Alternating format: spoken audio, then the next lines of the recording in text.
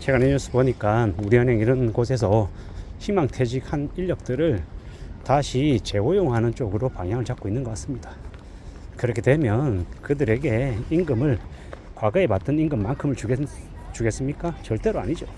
예를 들어서 은행에 있는 지점장 하시던 분들 임금이 예를 들어서 월급이 만약에 700만 원이었다고 가정을 하면요, 700 아니고 한 1000만 원쯤 되겠죠. 1000만 원이라고 가정하면 실제로 재고용해서 쓸 때는요 얼마를 주냐, 최저시급보다는 조금 더 줄 겁니다.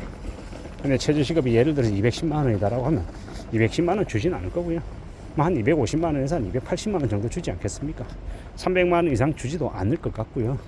정말 최저시급보다 조금 더 쳐주는 그런 느낌으로 해가지고 그가 가지고 있는 지난 20년 30년 동안의 경력으로는 충분히 할 수 있을 만한 일들을 이제 맡기게 되겠죠.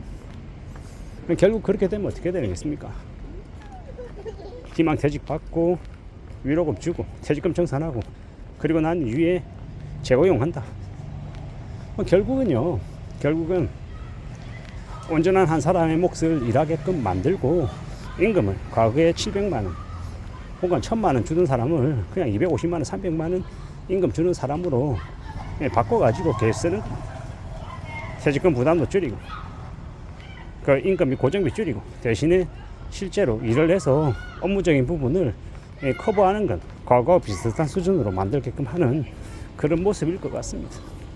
은행에서 그런 모습을 보이면 나머지 다른 업종에서도 아마 비슷한 모습을 보일 겁니다. 물론 근로자 입장에서는, 임금 노동자 입장에서는 예를 들어서 본인이 한 50이나 45세쯤에 희망퇴직하고 나오면 다른 어딘가에 가서 새로이 적응해서 뭔가 전혀 이제 다른 커리어와 다른 일을 하게 되면 망망대해에 이제 빠지기도 하고 되게 어려움에 처하는데, 자신이 원래 일했던 일 그 안에서 좀 책임감 덜하게 혹은 이 업무 양은 좀 덜하지만 충분히 곧바로 이제 전력화해서 할 수 있는 그런 일을 회사에서 제안하면 안 하겠습니까? 아마 하려고 들 겁니다. 회사의 이해관계와 그 임금 노동자의 이해관계가 어느 정도 맞아떨어지기 때문에 적당히 타협을 보겠죠. 그렇게 되면 아마 그런 모습이 은행뿐만 아니라 다른 분야로도 확산이 되어서 그런 이제 퇴직 후 재고용의 형태가 많이 늘어날 것 같습니다. 기업들은 임금비를 줄이면서도 업무적인 누수가 업무적인 누수가 생기는 걸 곧바로 이제 방지할 수 있는 거죠. 참 영악하죠. 이런 모습들이 앞으로 많아지면 결국에는 임금 근로자들, 월급쟁이들, 직장인들의 삶이 더 빡빡해진다고 봐야 됩니다. 일은 그대로이고 절대적인 임금 자체가 줄어드는 그런 기현상이 벌어진다고 봐야죠. 또 한편으로 보면 대한민국이 저성장 국면에 접어들고 기업들은 어떻게든 이익을 늘려야 되는, 순이익을 늘려야 되는 그런 절대절명의 시기에 인력들 운영을 그런 식으로라도 좀 우회해서 조정을 해야 임금을 줄여야 그래야 실적을 맞출 수 있기 때문에 그렇게 흘러가는 게 자연스러운 것일 수도 있겠다. 그런 생각도 해봅니다. 결국은 앞으로 살아가며 우리가 맞이하게 되는 많은 현실들이 예전보다는 좀 더 빡빡해질 거다라는 건 아마 피할 수 없는 사실인 것 같습니다. 주 4.5일 한다는 얘기도 나오고,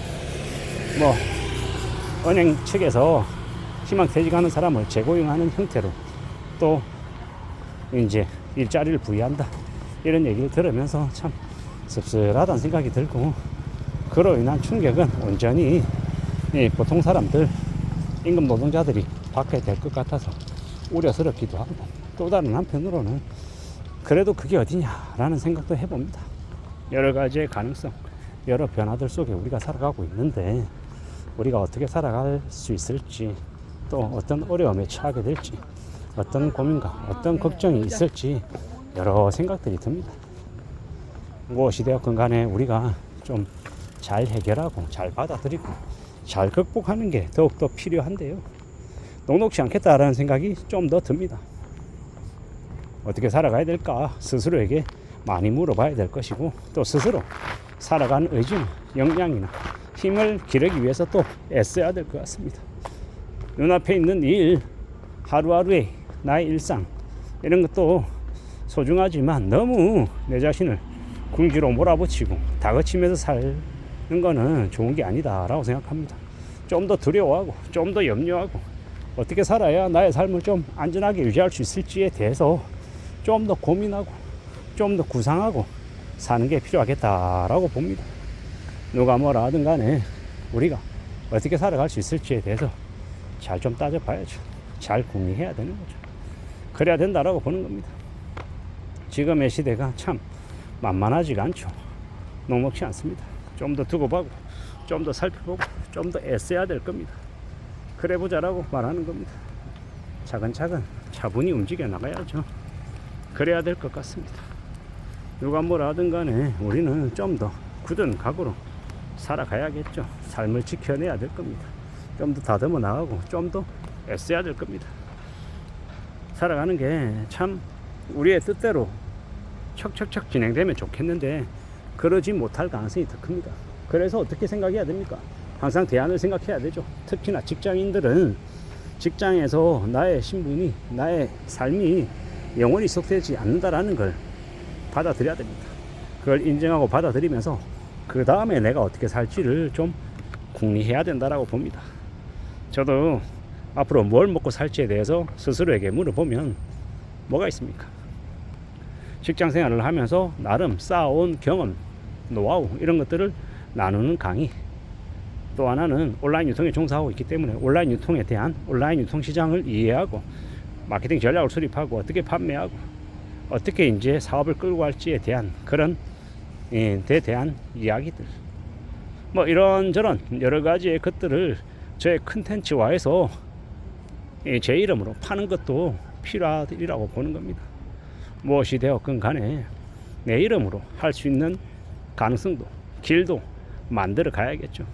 그런 것들을 통해서 좀 더 나은 삶을 추구하는 것도 필요하다라고 봅니다. 그래야 임금 노동자 아닌 또 다른 나의 재능을 이용해서 돈이 얼마가 되었건 간에 벌어들이는 그런 이제 일들도 필요하리라고 보는 겁니다. 그렇게 생각하고 살아가면 그러면 삶이 그래도 조금이라도 나아지지 않겠나라고 봅니다.